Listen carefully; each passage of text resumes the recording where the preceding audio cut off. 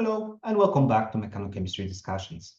This seminar series is hosted by the NSF-funded Center for Mechanochemical Controlled Chemistry, or CMCC. My name is Mateusz Marianski. I'm one of the center's investigators. As always, the goal of this seminar series is to bring our community together. The seminars stream live on the third Thursday of every month at 11 a.m. Eastern. They're also available to watch anytime on the YouTube channel. Also on YouTube, we have all our previous speakers as a part of the seminar series, and I encourage you to check them out. We also have some excellent speakers planned for the upcoming months, and we hope that you will join us for all of them. Before we get started, a few thank yous. First, Dr. James Batias, the center's director, Jennifer Belchik, the center's administrative coordinator, and two CMCC students without whom this seminar would not happen. Katie Floyd and Ryan Kwok. Please do continue to follow us on our YouTube channel at CMCC Mechanochemistry Discussions. Before we start, a few quick guidelines. First, the seminar is being recorded. If you have any questions during the webinar, you can either email us at cmccdiscussions@gmail.com, or you can post them directly into the YouTube channel. Either way, they will be propagated to the speaker at the end of the seminar. So without further ado, it's my pleasure to welcome today's speaker, Dr. Tim Neudecker. Dr. Neudecker studied chemistry at the University of Frankfurt and obtained his PhD in theoretical chemistry in the group of Professor Andreas Droib at the Ruprecht Karls University Heidelberg in 2016. After 2 years as a postdoctoral research fellow in the group of Professor Martin Head-Gordon at the University of California, Berkeley, he joined the University of Bremen as the assistant professor of theoretical chemistry in 2019. His research focuses on the development of multiscale simulations methods in mechanochemistry and high-pressure chemistry, with applications in the field of material science, mechanobiology, and strain analysis. It is my pleasure to welcome Dr. Neudecker to Mechanochemistry Discussions.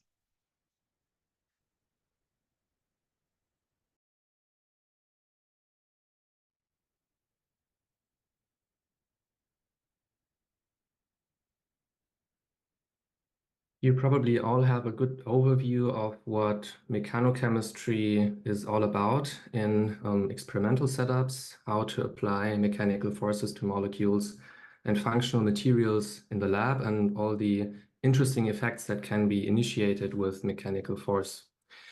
And if you simulate mechanochemistry, or in general, the mechanical impact of, basically the impact of force on molecules, it's inherently a multiscale problem. And what I mean by multiscale, I'm going to show you in this talk. And I started to fall in love with mechanochemistry after I read an interesting paper in Nature about like 12 or 15 years ago. And in this paper, there was one of the first instances of really a mechanochromic polymer. You see it here on the left-hand side. In the relaxed state, it's a yellow polymer, and if you stretch it, at some point you get a color response. It turns from yellow to red. And the reason why it does that is quite simple.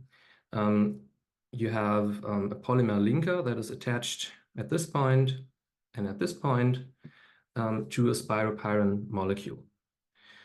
Spiropyrin is known in chemistry. It has been known for a long time. This back and forth switching between the spiropyrin and the myricinin form can be initiated by light and temperature, and that has been discussed literally for decades. But now this can also be used to sense forces, because if you stretch it enough, the central carbon-oxygen bond breaks. And just because the UV-vis absorption spectrum of myricinin is different, compared to spiropyrin, you get a color response. Now, on the left-hand side here, you have a laboratory scale, and on the right-hand side, it's the microscopic, the molecular scale.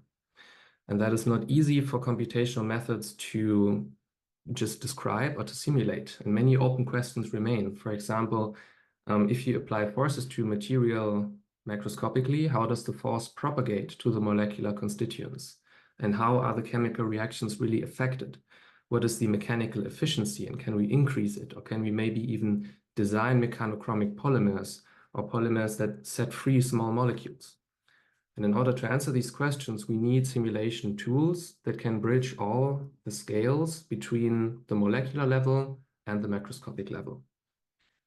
And the reason is, the length, how big is such a system? Maybe a centimeter, maybe a couple of centimeters. And in molecules, we think in angstroms, so 10 to the minus 10 meters. Time-wise, it's the same thing. We have maybe macroscopic experiments that run for a couple of seconds, but at the microscopic level, molecules oscillate or move on the order of femtoseconds. So there's even more orders of magnitude to bridge. Is that a problem, you might ask? The answer is yes. Let us compare these two orders of magnitude in length to another setup, basically. The distance between the Earth and the Moon is on the order of 10 to the power of 8 meters. So there's a similar number of orders of magnitude lying between these three scenarios. And to put it quite simple, you need other tools to measure or to simulate each of these orders of magnitude. For example, you would not use your car to try to get to the moon, right? So you need specialized tools for that. And these tools are called multiscale models. Multiscale is a word that has been used in many contexts and simulations. And now in this talk, I'm going to show you how we think about this in the term of mechanochemistry. So what are the tools, what are the methods that are available? And I have basically split this talk into two parts. The first one deals with stretching forces, and the second one with compression. Points where my group is basically focusing on. Let us start with stretching forces.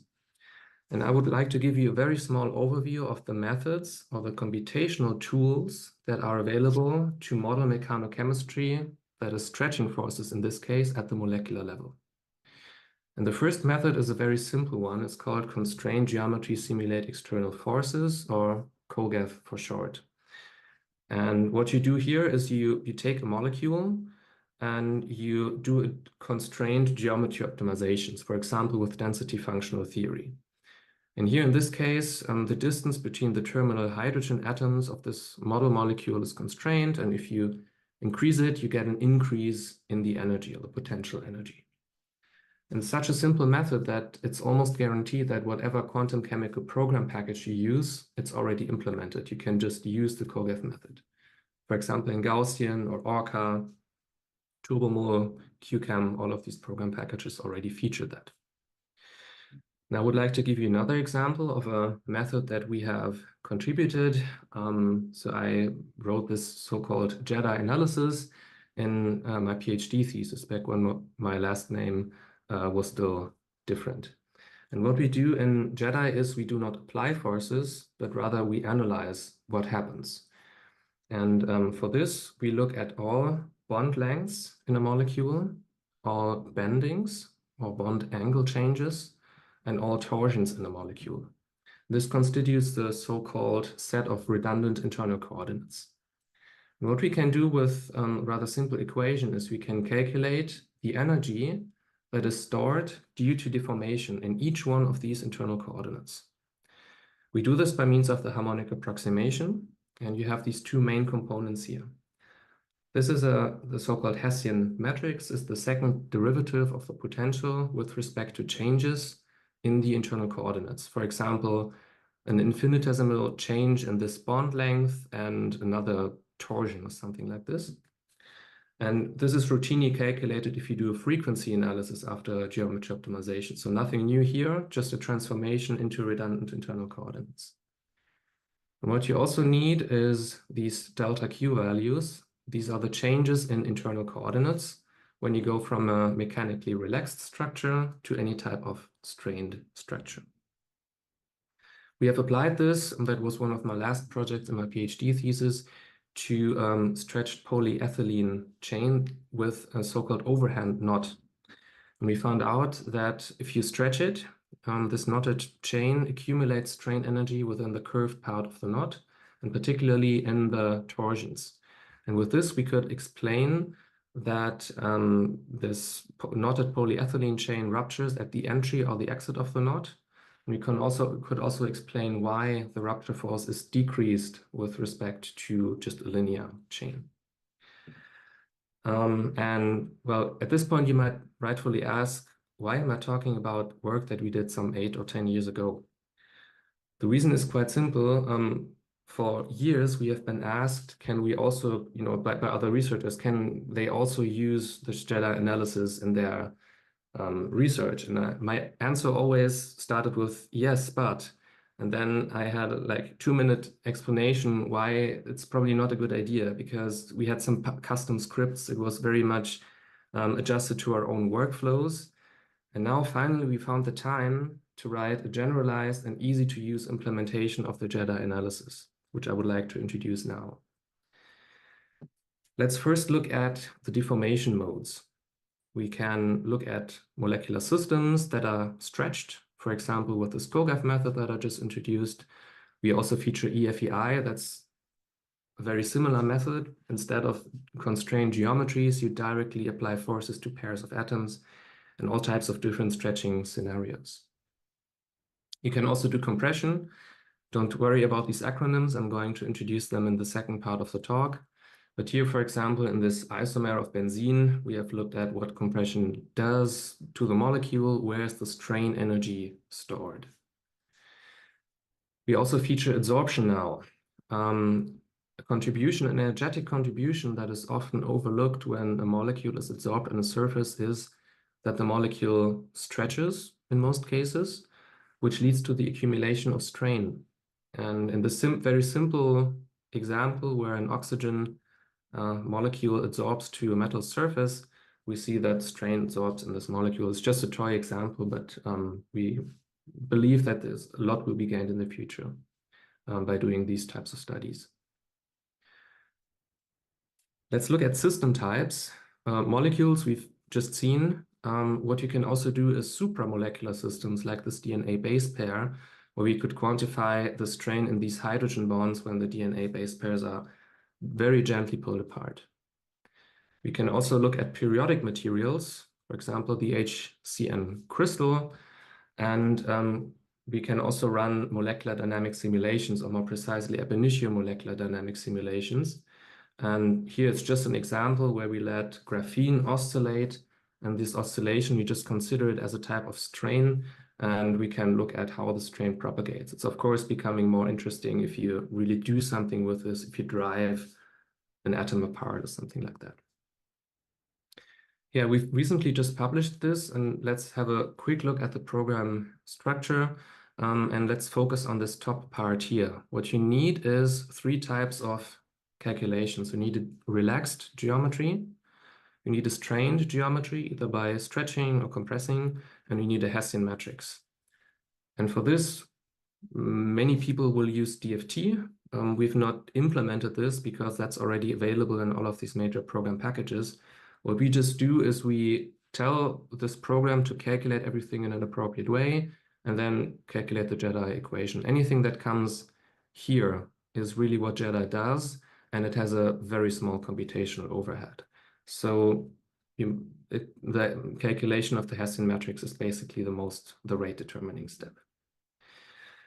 We have implemented Jedi in the so-called ASE package. That's the atomistic simulation environment, and it's interfaced with any electronic structure code that you can think of. That means anything you have on your system, like Gaussian or VASP, if you do periodic materials, are already supported. Also, depending on maybe some people in your group are colorblind and they have problems with this coloring scheme with the green and the red. The new version of Jedi, which we're about to release as an update, also features more inclusive coloring schemes. And we've published the whole code and a tutorial, everything under the MIT license. So just download it, play around with it, and you can even do the fast track by installing it via pip.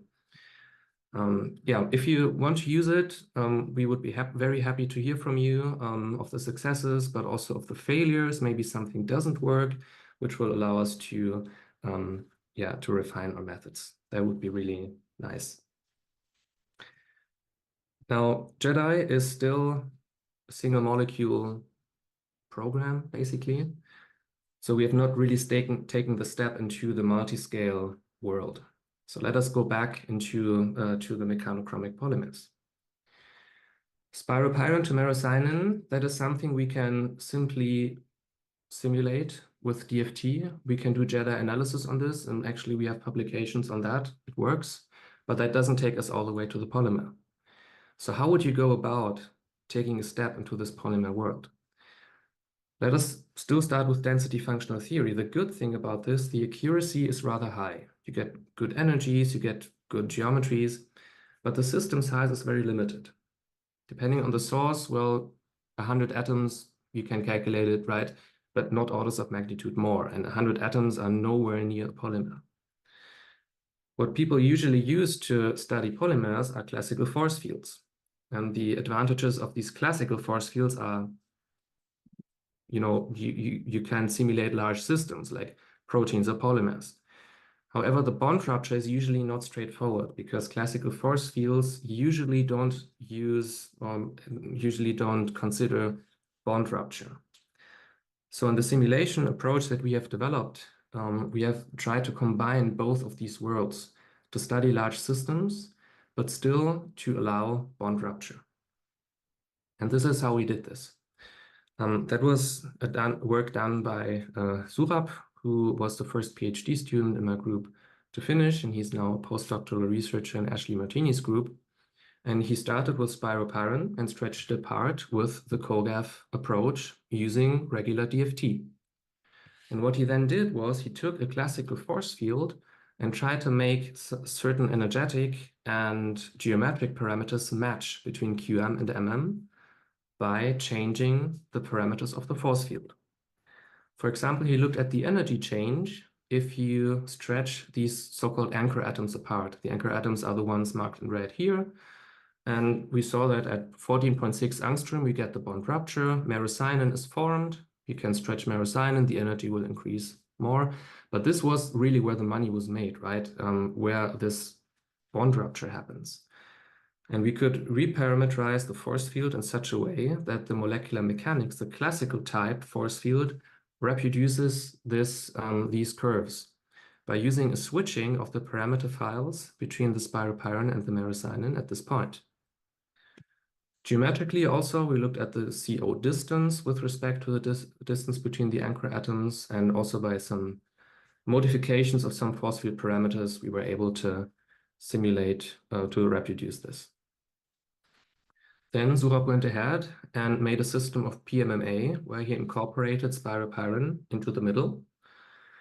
He set up the system, let it entangle so that we get as close to a real polymer as it can get. And this is just a box where we have periodic boundary conditions in all directions, right? We're not simulating a centimeter of a material, but rather a box of some nanometers. And we say, well, it's periodically repeated. And then he did this workflow. He started with the equilibrated system and he did mechanical deformation.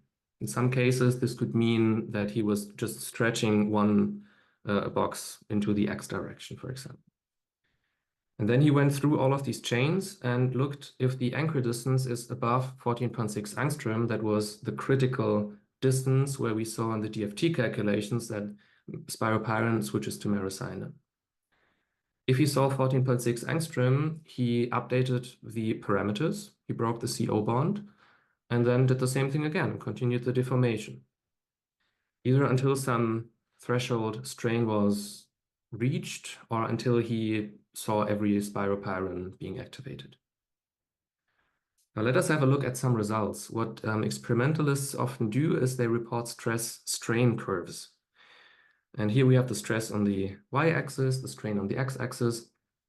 And in the beginning, you see a brief period of the elastic deformation where you have a sharp increase in the stress.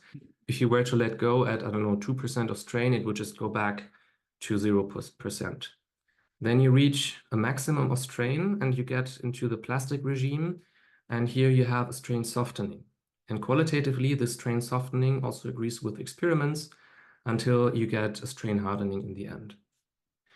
These red and the blue dots are for two different strain rates, a faster and a slower one, the activation events of spiropyrin.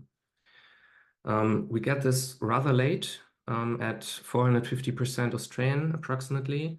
In the meantime, there are many reasons for this. In the meantime, we've run many reproductions of this scenario. We also get some activations at between 100 and 200% of strain. And we think that these very rare events are probably what is seen in experiments. And then also in the elastic regime, you can fit the first couple of points to a linear function, and you will get Young's modulus. And depending on the strain rate, they actually agree rather well with experiments. You can use the same thing with shear stress. Then the curves look a little different. You get earlier activation of the spiropyrin.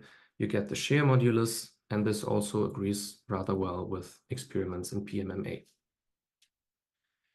Let us have a look at the molecular structure. Here we have one box of one trajectory, and we have this reddish chain is a single chain. It is not ruptured. It's just the periodic boundary condition. So it leaves at the right-hand side and comes back on the left-hand side, and leaves at the lower and comes back through the upper boundary.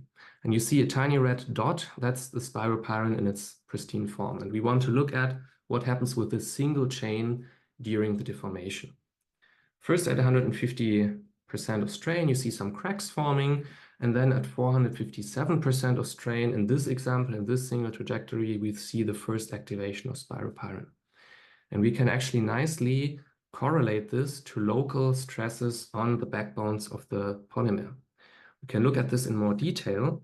When we just look at this one chain and just erase the rest, we see that this chain, in order to activate spiropyrin, it needs to be rather stretched. And also the backbone, it stores a lot of stress. And that is already a little bit of a chemical interpretation, at least what we see in our simulations. We see that, you need to stretch a polymer chain rather harshly in order to activate spiropyrin. Of course, we're not finished, because here, in this case, we only allow rupture of the spiropyrin. But experimentally, rupture of the spiropyrin, this mechanophore, it competes with rupture in the rest of the chain. Some unspecific CC bond rupture somewhere in the polymer chain. At the moment, we're working feverishly on incorporating this in our model as well, and then compare the rates of rupture between spiropyrin and the rest of the polymer chain. Let us have a look at what we have achieved here. We want to reach the centimeter range, and we start with a molecular range. And well, we have already bridged some orders of magnitude, although we're not completely there yet. In time, similarly, we're now halfway between the molecular level and the entire polymer. And what we're doing right now is we're adding a coarse graining layer to get even closer to the experiments, to gain maybe two orders of magnitude, both in length and in time. And coarse graining means in the molecular dynamics, we don't only look at we don't simulate every atom itself, but rather pseudo-atoms or beads. And one PMMA monomer would be composed of two of these beads that are specifically parametrized, and we try to move into the direction of the final polymer. Now you might ask, what have we achieved with that? At the moment, it's just a method development. At some point where we can really reproduce Young's moduli completely, or rupture rates, or look at the mechanical efficiency of such polymers, we would have a fundamental understanding of how force propagates from the macroscopic world to the single molecules. And in the future, maybe in 5 or 7 years, what we want to do is use our simulation tools to really design functional polymers that switch at a certain threshold, that get a certain, where you achieve a certain color change at a certain elongation. And this rational design is still some way off for us, but we're slowly getting there. To put it into this perspective, we start with the molecule, we want to go to the polymer. Now we've extended maybe somewhere in the middle, and we're very eager to complete the gap in the final, in this final stretch. Now let me transition to the second part of the talk, hydrostatic compression. And just as a preliminary remark, here we're still a little bit more into the at the molecular level. So our multiscale simulation approach I'm going to introduce in the end, but here in the hydrostatic compression area, we have developed more methods that work at the single molecule level.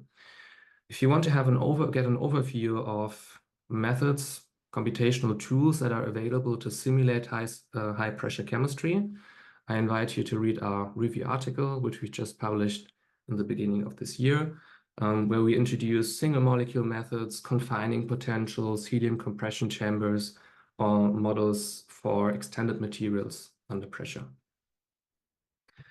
And before I go to the method development and the computational regime, I would like to point out a little bit about the experimental high pressure chemistry, because it's really fascinating to me.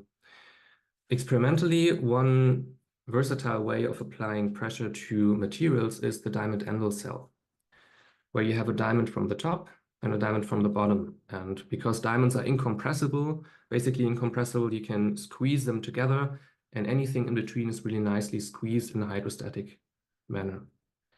You have a reference that is ruby, and you have a sample that is being compressed hydrostatically. And with this setup, you can, with the regular diamond anvil cells, my experimental colleagues told me, usually you get 10 gigapascal, sometimes up to 20 gigapascal, and with very specialized techniques, you can go up to hundreds of gigapascal. And that puts you into the range of the pressure that is found at the center of the Earth. And unsurprisingly, a lot can be achieved with these diamond anvil cells. New crystal structures can be found. Molecules can be put into unusual geometries. The spectroscopic properties change. For example, you get piezochromism, and you can induce spin crossover in some metal ligand complexes. And there's even more examples. And this is our goal here, right? So we left a little bit the polymers. We left this for the stretching. Now our goal is at some point to get to a diamond anvil cell. And the first method I would like to introduce is a very simple one, and it's called XHCF. That stands for Extended Hydrostatic Compression Force Field. What you do in XHCF is you place a molecule inside a cavity that is shaped like the molecule. And this cavity is discretized. That is routinely done in PCM cosmosolvation models. So we just use this routine to tessellate or discretize a surface. Now, what you do in XHCF to apply pressure is the following. You consider each atom separately, and you look at the tessellation points that belong to each atom. And those are these blue dots. Those belong to this hydrogen atom here. Now, from every surface point towards the atom, you draw a line. And now you add a constant to the nuclear gradient during a geometry optimization in this direction. Those are the blue arrows. And if you add up all of these gradient contribution, you end up with this thick black arrow. And because there's no tessellation points between two atoms, because there's no surface, you always get hydrostatic compression perpendicular to the surface. And that is our molecular view of some pressure transmitting medium compressing a molecule. And we also use one of the very simplest equations in existence, just the basic equation of pressure, to see how high does my gradient contribution need to be. We have the pressure that we want to apply, for example, 10 gigapascal, and we know the surface area, it just pops out of your discretization scheme. It's just a surface area that belongs to this tessera. We can simply rearrange, get the force. The force is the negative of the gradient, and you can add up every gradient contribution for a certain atom, add this to your nuclear gradient during a geometry optimization, and you will converge to geometry under the pressure that you input. That's quite easy to implement. It's basically just a couple of lines of code as long as you have a discretization scheme. It's the simplest method that you can actually apply. And if you implement this, every electronic structure method for which a gradient is available will already be featured. Usually we do just DFT calculations. We can also do MP2 or coupled cluster. We've not done this until now, but it's already implemented. Let us have a look at one example. And in this original paper, we looked at the so-called ATD crystal or ATD molecule, where you have a carbon-hydrogen bond here. And this carbon-hydrogen bond is Raman active. Now some experimentalists have looked at what happens with this CH stretching vibration if you apply pressure. And we reproduce this with XHCF. And these are the results. You see that the wave number increases with increasing pressure, which means you have a blue shift or a stiffening of the CH vibration. And if you just align at 0 gigapascal, you basically account for the DFT error, and you align these the calculated value with the experimental one, and you calculate XHCF, you see that you get almost perfect agreement with the experiments. In the meantime, we have implemented an analytical Hessian matrix. That means you can calculate these now fully analytically. It's our 2024 paper. When I presented this at a conference in theoretical chemistry, somebody said to me, well, vibrational spectra, it's nice, but it feels like you're doing the third step before the first.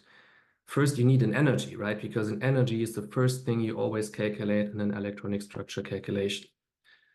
So we said, yeah, sure, we can calculate an energy. Let's just try it. And we calculated H2+ because we found a paper from the late 80s where the scientists put H2+ in a box, a spheroidal box with wall potentials. And by varying the wall potential type and intensity, they could apply pressure to the molecule. And they saw that quite intuitively, if you increase the pressure, the energy will increase. We calculated this with XHCF, and we saw an energy increase, but we were rather disappointed by this result. Because, well, yeah, it doesn't just increase enough, right? So something seems to be off. We were not sure why this is the case. But then it struck us that in XHCF, the only thing you do is you compress the nuclear scaffold, and the electron density of the molecule will adjust to the new nuclear configuration. But in reality, it's the other way around. How does a molecule feel the pressure by the surrounding? The electron density of the surrounding interacts with the electron density of the molecule. So the electron density just compresses and the nuclei will follow. But it's the other way around in XHCF. And that's the reason that the energy doesn't increase enough. So we went ahead and made another method that incorporates the compression of the electron density. We call this ghost chip, which stands for Gaussians on surface tesserae simulate hydrostatic pressure. And this ghost chip is very much related to so-called XP-PCM. I highly recommend checking out the literature on XP-PCM. And what we do in ghost chip is we still have this tessellated surface of the molecule, but now at each point of the surface, we put Gaussian potentials. These Gaussian potentials have the regular form. You have an exponent with the r minus r0 squared, and you have a so-called width factor here that is one of the parameters of the Gaussian. And here you have a p factor. Usually anything in front of a Gaussian function is a normalization factor, but here we use this to apply pressure.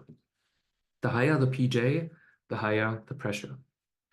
Let me give you a little bit of details how we apply pressure in ghost chip. We can now directly calculate the correct energy of a system under pressure by means of this equation. We sum over all Gaussian contributions, and each Gaussian interacts with the electron density in the following way. You need to calculate the integral over the Gaussian multiplied by the electron density. And if you do the math, it just turns out a lot of sums, but you have this so-called 3-center overlap integral, or 1 electron 3-center overlap integral, where on the left-hand side and the right-hand side, you have Gaussian basis functions. These are your basis sets like 631G star or CCBVDZ, something like this. And in the middle, you have another Gaussian. And here in the end, you have the electron density, the density matrix, basically. Now, what you can do is, in order to adjust the parameters of the Gaussian that give us the pressure, we need to look at a force equilibrium. We look at the force from the outside that needs to cancel the force from the inside. The force from the outside is just, again, the basic equation of pressure rearranged. And the force from the inside is the derivative of the energy with respect to the position of the Gaussian times a normal vector. This allows us, if you just plug everything in, you do the math, you rearrange, this allows us to adjust our parameters of each Gaussian so that you get the pressure that you want to apply, again, like 10 gigapascal. We've implemented everything. We get the energies. We also implemented nuclear gradients for the energies, so you can run DFT or Hartree-Fock calculations. I recommend DFT. Geometry optimizations or ab initio molecular dynamic simulations at a given pressure. It is available in QChem. Implementations in other program packages will follow. And by the way, also XHCF is also available in QChem. Now let us have a look at our H2+ example. And we remember XHCF did a not so convincing job. Now Ghost Ship does a much better job because you have now directly included the compression of the electron density. And that gives you energies that are very close to the result of the spherical or spheroidal box potentials. And now these two curves agree rather well, and I couldn't really tell which one is better. Now, towards multiscale high-pressure simulations. You will have noticed that we're still at the molecular level, for example, 1 molecule. But again, in diamond anvil cells, there are effects like the packing of the solvent or increased Pauli repulsion between your solute and the solvent that need to be taken into account in some way. And if you have just 1 molecule, this gets difficult. In both XHCF and Ghost Ship, you have an implicit medium that we just think of something, we don't know what it actually is, that compresses a molecule. But what we want to have is we want to go to bigger clusters of molecule.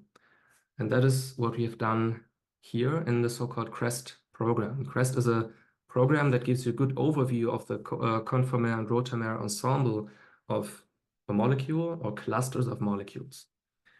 And a very thorough implementation paper we're going to be we are going to publish in the second half of the year.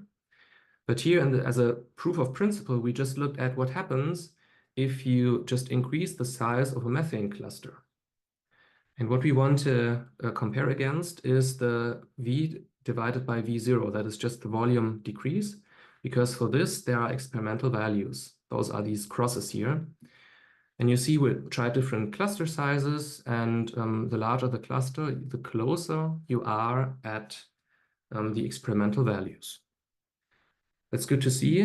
We're now trying really solvated molecules with different environments, but this work has only just begun. You can read up on the very first implementation here. It's not Ghost Ship, it's rather an XHCF approach, but still it gets us very close to the experiment. By the way, examples like this, that's a so-called emergent property.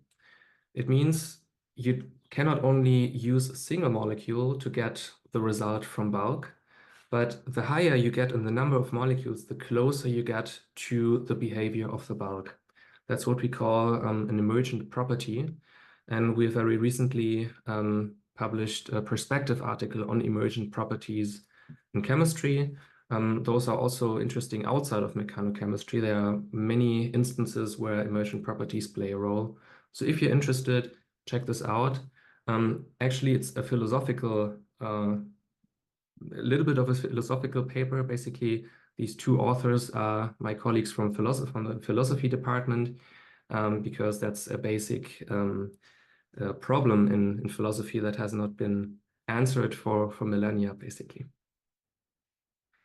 Okay, let us see where we are here. We start with the single molecules. We've taken the very first preliminary step towards the diamond anvil cell. But yeah, again, filling the gap and bridging all the orders of magnitude that you need will take us a bit. But I hope to have convinced you that we can already learn something from the single molecule methods, and things might get better if we add more molecules. With this, I would like to thank my group. It's a rather old picture. We need to take a new one. Here, Zurab is still in my group. He did the multiscale simulation model. Also, Florian is now a new PhD student who started in this area, and Alexander and Jonas on the left-hand side, they are also working in multiscale mechanochemistry. Felix is our head developer of our pressure simulation tools, and Rahel also made a lot of contributions in this method development part with implementing the Hessian for XHCF. So many more papers are going to come. I hope you're interested in multiscale mechanochemistry, and I'm very happy to answer questions.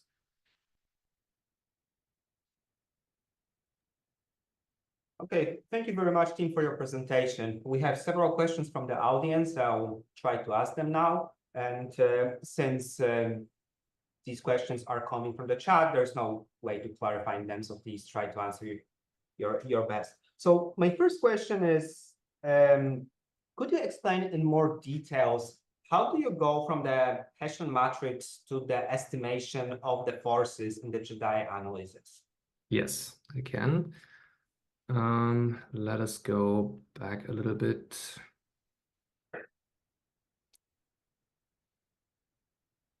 Right, so the basic equation we need is this one. So the Hessian matrix, what you just do is you each Hessian element is multiplied by this delta qi and delta qj. So the Hessian is a matrix in redundant internal coordinates. It has m times n entries, where m is the number of internal coordinates.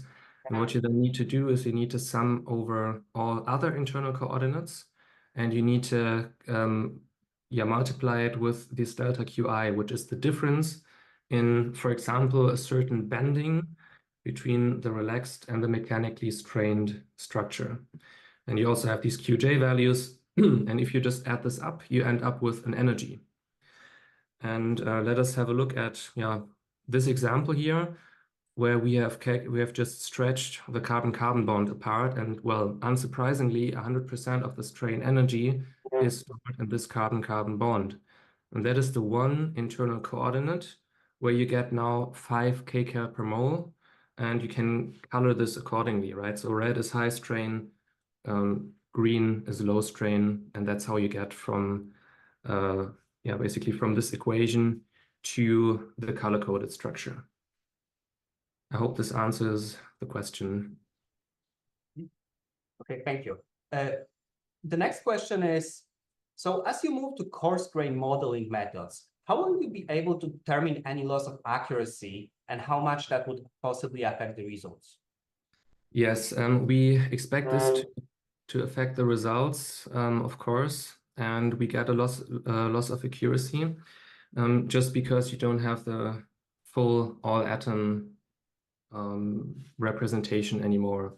But there's a couple of experimental reference values that we benchmark against. For example, the TG value or Young's modulus or the density, because that's something that depends very much on how the force field is set up. And we actually needed to, well, we found some coarse graining force fields in the literature for PMMA, and we needed to tweak them a little bit in order to get the correct experimental values. So the density and the TG value is something that is true for a regular polymer. And the Young's modulus is interesting if you stretch a polymer. And if those align, which they actually do after some tweaking of the force field, we're confident that our coarse-grained simulation approach is accurate enough in order to give us the results that we want. At the moment, we're still increasing the accuracy, implementing this unspecific bond rupture. But yeah, and it took us actually a lot of time, but that was the way that we went. Thank you. So the next question is, one problem with XPPCM is that it is difficult to scale it up to simulate larger systems, larger reactions. Is your method ghost ship that includes Gaussian potentials more stable with respect to the simulations? I cannot compare it to XPPCM because I've not run an XPPCM calculation yet. What we've seen with ghost ship is in some cases you get convergence problems. The reason is that at the intersection, just to make it short, at the intersection between some spheres, you might get negative amplitudes, which would lead to a negative pressure. And we basically kick these Gaussians out because they are not there, right? Negative pressure doesn't exist. But that's not something that the SCF really likes because the Fock operator changes a lot, and that has some consequences for some bad consequences for the convergence. Well, we found out how to solve this. There are two ways. The first one is a quick fix. It's you need to increase the size of your van der Waals radii. So you need to blow up your surface a little bit. And we found that in most cases, it doesn't affect the results negatively, but it leads to better convergence. That's what one can do right now. And we see this for bigger systems still being okay to calculate. Another approach that we're also going to publish within the second half of the year is we use a different type of surface, a much smoother surface. And with this, we can calculate like pincer systems, which are really supramolecular arrangements. Yeah, so the results are more or less ready. We hope to publish it soon. So stay tuned. But we're confident that we can go to bigger systems as well. And the last question from the chat is, could you comment a little bit about the implementation of your methods in Crest package? Is it available only for the static geometry optimization calculations, or you can use it also for the molecular dynamics methods? You can also use it for molecular dynamic simulations. Yeah, so it's basically fully implemented in Crest, and we also use these molecular dynamic simulations to calculate snapshots that we can then later refine. Plus, we have all this, well, not really static, but we have this functionality that Crest gives us a full ensemble of rotamers and conformers. So it's basically fully supported. Okay, so these are all questions. So thank you very much, team, for your outstanding presentation. Thank you. Thanks for hosting me, and thanks for the interesting questions in the chat. And if you have any questions, we're happy to hear from you. Just write me an email. Thank you, Dr. Neudecker, for the outstanding presentation, and thank you all for joining us. Just to remind you that all our previous seminar speakers are available to watch anytime on our YouTube channel, and I encourage you to do so. We also have some great seminar speakers planned for the upcoming months, and I hope that you will join for all of them. Thank you again.